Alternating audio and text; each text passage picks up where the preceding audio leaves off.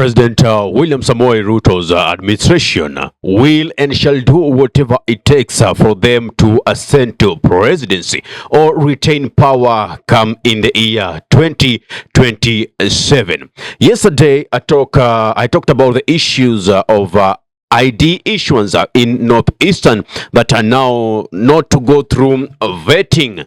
In this video over here, I extensively talked about the concerns that not only me, but also other Kenyans have concerning the issue of having IDs given to the Northeastern region personnel without going through the interrogation, with all the questioning, and the dangers that poses. Anyway, why Northeastern region? And we know the Northeastern region people have not complained of them being denied them IDs.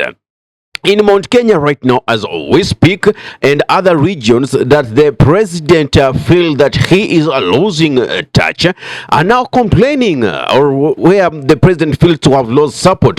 These citizens or the locals of those areas are complaining that it is hard for them now to access ID, even the forms for registration, let alone getting the IDs, just the forms for registration. They are being told that they are not available. The question is, if there are forms that will aid the Northeastern region locals to register for ID swiftly, why then does it lack in the regions where the president seems to have lost support, if it is not politically motivated? What can you read in this? And if you think I'm the only one complaining about this, listen to this guy, a Kenyan, who is also complaining about the same issue. First and foremost, this is nonsense. First degree nonsense. There has never been any area of this country where someone went and said, I want a form to apply for an ID, and they were denied. So when they are trying to tell us that they are including the northern region, why are they including them? These people have never complained anywhere. They have never been denied IDs. Why is it important now? Let me tell you something. We have a problem in this country. The young people within Mount Kenya and a few other regions today are trying to apply for IDs. And I can tell you for free.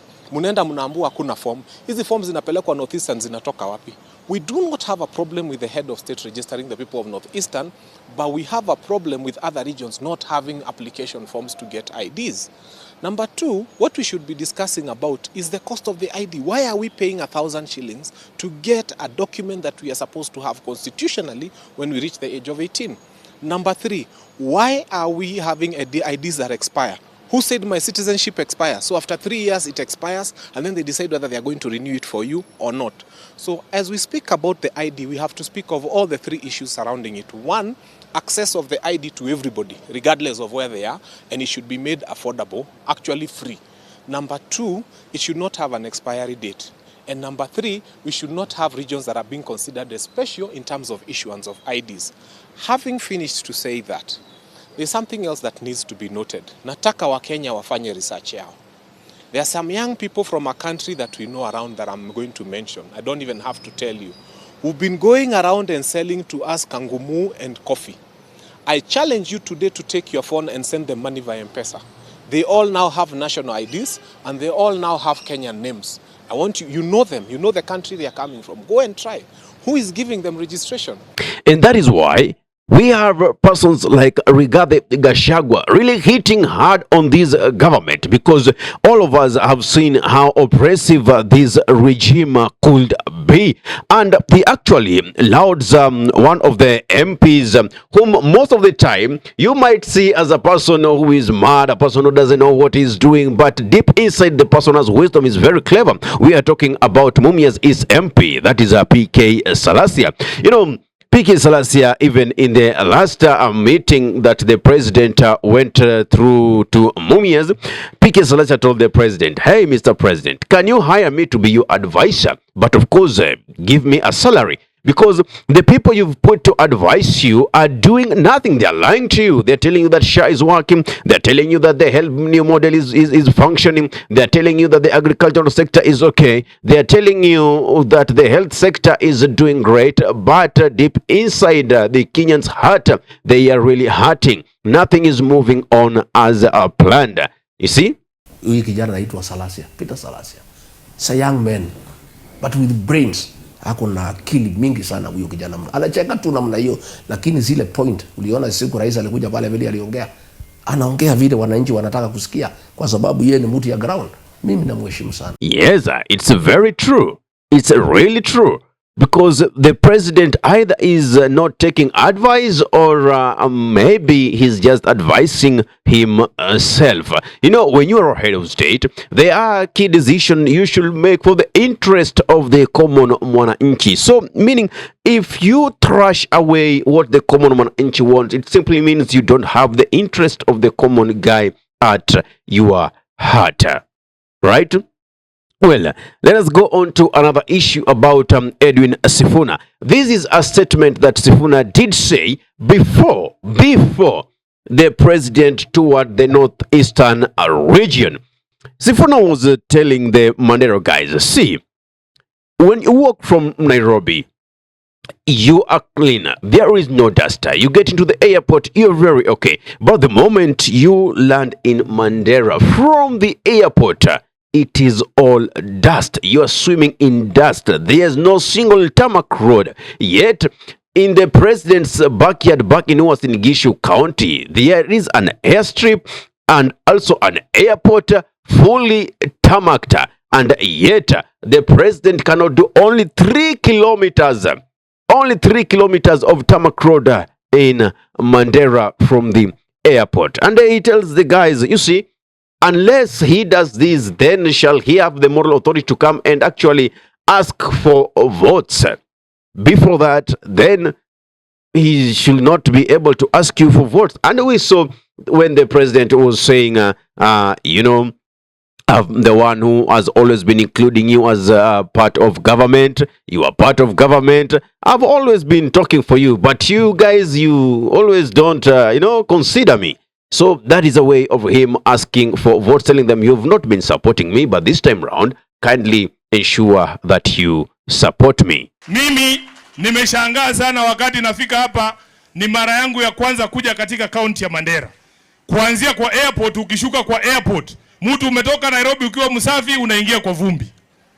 Na Uasin Gishu County mahali ambapo rais anatoka, kuna airport ngapi? 2. Zote ziko na lami. Moja international, ingine airstrip ya kulanda machopa yake. Sasa akikuja hapa tumuulize, wakati unajenga airstrip 2 Uasin Gishu, kilomita 3 ya lami hapa Mandera itakushinda? Sasa ukiweka hiyo ndio waulize hawa watu kura. Lakini tukiendelea kuishi kwa vumbi hivi, haiwezekani.